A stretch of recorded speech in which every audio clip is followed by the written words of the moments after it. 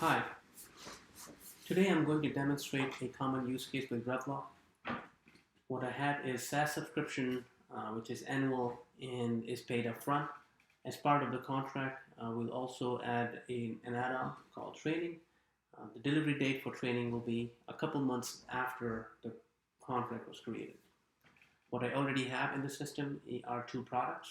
It's a SaaS one-year product, which is the product type SaaS, and then there's a training product with the product type service. What I also have is standalone selling price rules for these two products. For SaaS, the standalone price is $1,200 and revenue recognition rule is ratable. For training, the standalone price is $500 and revenue recognition rule is point in time. Okay, so now let's jump right in and create a new sales order. So we're on sales order screen. Say new order, we'll select an existing customer, Acme. We'll give a contract date of 15th of January 2021. An order number, which is 11. Let's add an item to it. SaaS 1 year, one quantity sold at $900, which is $300 discount from the list price, which is $1,200.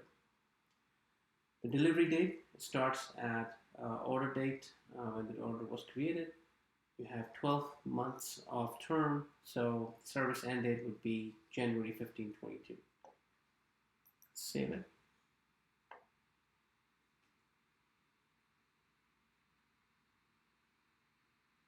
Okay, let's unlock it and add another item, which is training. So here's training. One sold at $50, it's 50% discount from the list price. The delivery date for training would be explicitly given, let's say 2 months after the contract was created. So let's make it March 15th. We don't need to give term or service end date here because it's a point in time recognition for training. So let's just save it.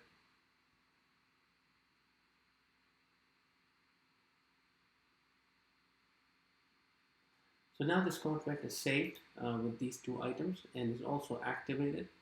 As you can see, there is a new button here, revenue arrangement. Let's go into revenue arrangement now.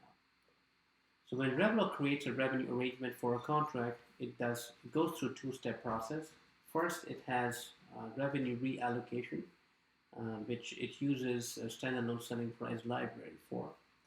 Once it establishes those revenues, it then creates revenue plan based on the recognition method for each of these items.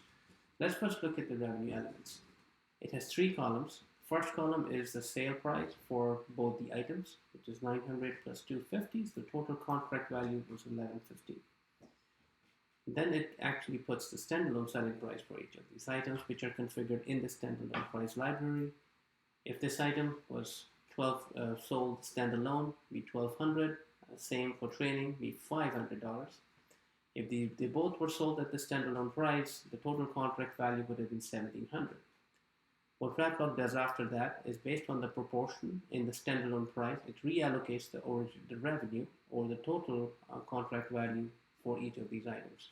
As you can see, for training, the revenue allocated was higher than the actual sale price because the proportion in the standalone selling price was larger than the sale price.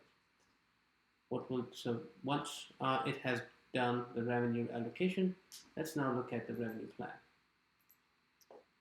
So there's a graphical form where it shows how the revenue was recognized each month collectively on this contract. What we'll do is we'll go into the tabular form where it's sometimes easy to understand. Let's open both these items. You can see that for the SaaS element, it has a $37.81 prorated charge in the first month, or I should say prorated revenue recognition in the first month. For the rest of the month, it is the same $67.53 consistent number. The reason the charge is prorated in the first month because it was the mid of the month contract. If you go to the next page, you can see that the consistent number goes all the way to the second last month, and in the last month it again prorates based on the number of days remaining in that month.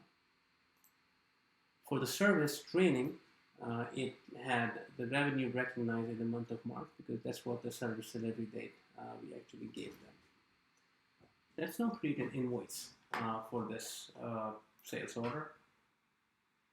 We'll go to customer invoices. We'll say add an invoice. We'll make the invoice date to be consistent with the date of the order, which is 15th of January.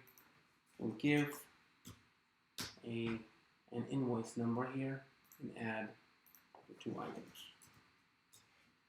Here, which was $900. Add another item, training, $250. Save it. Okay. So now we've created this invoice in RevLock.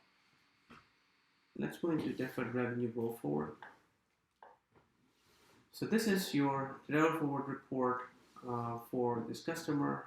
What it does is it rolls your revenue month after month so that you have an ending deferred revenue balance at the end of each month. You can see there's new billing column here. In the month of January, there was $1,150 amount that was invoiced.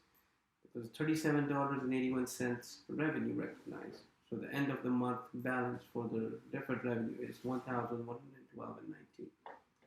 Similarly, each month there is a roll down of revenue, deferred revenue, all the way until the end of the contract where the deferred revenue now goes to zero because all the revenue has now been recognized. So as you can see, RevLock makes it very easy for you to configure and create these contracts. It automatically generates the plans for your ratable items versus your point-in-time items. Also, it produces this nice deferred revenue roll forward report for each customer. I hope this video was helpful. If you have any questions, please feel free to send us those questions and we'll be more than happy to answer them. Thank you.